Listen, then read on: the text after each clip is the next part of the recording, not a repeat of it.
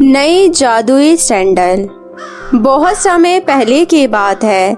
एक गांव में मीनू नाम की एक लड़की अपने मम्मी पापा के साथ रहती थी। मीनू हर किसी की मदद किया करती थी।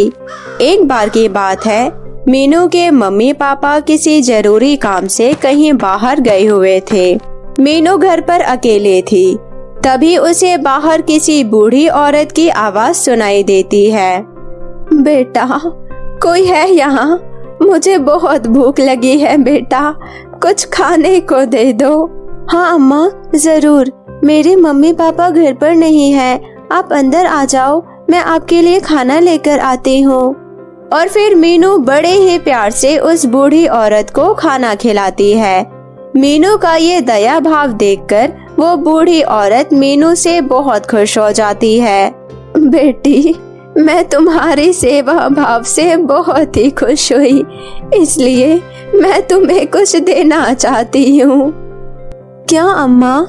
बूढ़ी औरत अपनी झोली में से एक चमचमाती हुई सैंडल निकालकर मीनू को देती है और बोलती है, ये लो बेटी, तुम्हारा उपहार।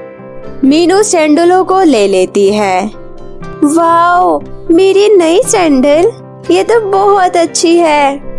ये देखकर वो बूढ़ी औरत मीनू से कहती है, बेटी, ये कोई मामूली सैंडल नहीं है, ये जादुई सैंडल है। इन्हें पहनकर तुम जितने कदम चलोगी, तुम्हें उतने ही सोने के सिक्के मिलेंगे।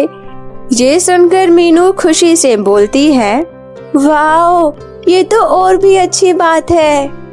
ये सुनकर बूढ़ी औरत फिर कहती है, लेकिन हाँ, एक बात याद रखना, इस सैंडल को तुम अपने घर में ही इस्तेमाल कर सकती हो। अगर तुम इसे पहनकर बाहर गई तो तुम्हारी हाइट सदा के लिए छोटी हो जाएगी। इतना बोलकर वो बूढ़ी औरत वहाँ से चली जाती है और मीनू अपनी चमकती आंखों से उन सैंडलों को निहार रही होती है। इस सैंडल को पहनकर देखती हूँ, क्या वाकई अम्मा ने जो कहा वो सही कहा है? और मीनू उस सैंडल को पहनकर चलने लगती है। वो जितने कदम बढ़ाती है, उसे उतने ही सोने के सिक्के मिलते हैं। वो पूरे घर में खूब चलती है, जिससे खूब सारे सोने के सिक्के इकट्ठे हो जाते हैं।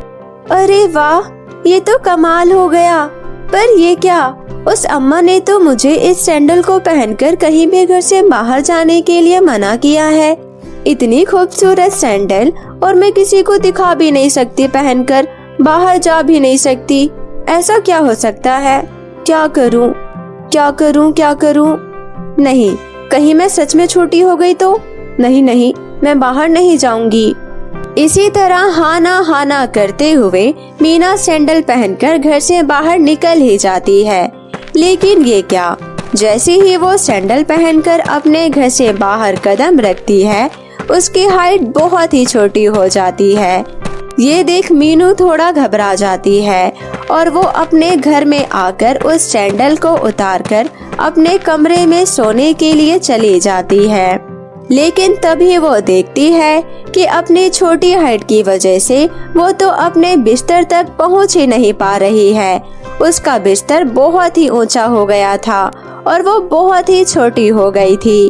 अब मीनू को अपनी गलती का एहसास होता है और वो बहुत पछताती है और घर के एक कोने में बैठकर खूब रोती है। लेकिन अब हो भी क्या सकता था। अगले दिन जब मीनू के मम्मी पापा वापस घर पर आते हैं तो वो मीनू को हर तरफ ढूंढते हैं, लेकिन मीनू उन्हें कहीं भी नजर नहीं आती। तब वो दोनों मीनू के कमरे में जाते हैं तो उन्हें वहाँ ढेर सारे सोने के सिक्के दिखाई देते हैं। इसके अलावा उन्हें वहाँ कुछ नजर नहीं आता। तभी उन्हें वहाँ मीनू के रोने की आवाज आती है, लेकिन मीनू कहीं नजर नहीं आती। मीनू के मम्मी पापा उसे कमरे में हर एक कोने में बड़े ध्यान से ढूंढते हैं।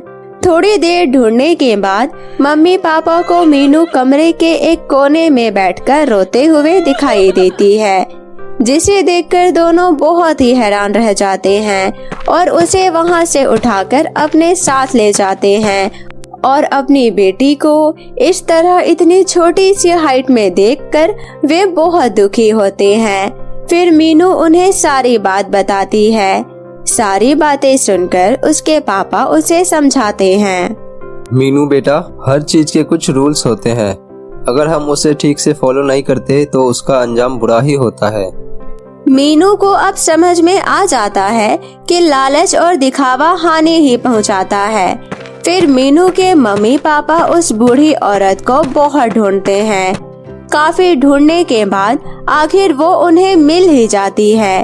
वो उनको सारी बातें बताती है और पिंकी को ठीक करने का उपाय भी पूछते हैं। फिर वो बूढ़ी औरत मीनू को सही करने का उपाय बताती है। बेटा, इसका एक ही उपाय है। अब उस सैंडलों को अलग अलग किसी भी नदी में प्रवाहित करने से इसका जादू समाप्त हो जाएगा और मीनू पहले की तरह ठीक हो जाएगी। पर उससे मिले सोने के सिक्के आप सब अपने पास रख सकते हो, जिससे आपकी आर्थिक स्थिति ठीक हो जाएगी। और फिर अगले ही दिन मीनू अपने मम्मी पापा के साथ जाकर उस सैंडलों को नदी में अलग अलग जगह फेंक आती हैं और वो पहले की तरह हो जाती हैं और फिर सभी खुशी खुशी रहने लगते हैं। तो मेरे प्यारे दोस्तों, कैसी लगी आपको मेरी ये कहानी, मुझे कमेंट करके ज़रूर बताएं। और यदि कहानी अच्छी लगी हो तो अपने दोस्तों के साथ भी शेयर करें। और हाँ दोस्तों, अगर आपने अब तक मेरे चैनल को सब्सक्राइब नहीं किया है तो जल्दी से नीचे लाल बटन दबाकर अभी सब्सक्राइब कर लें और साथ ही इस बेल आइकन को दबाना ना भूलें। तो मिलती हूँ मैं आप सभी से फिर किसी नई कहानी के साथ। तब तक अपना ध्यान रखें। बाय बाय दोस्तों।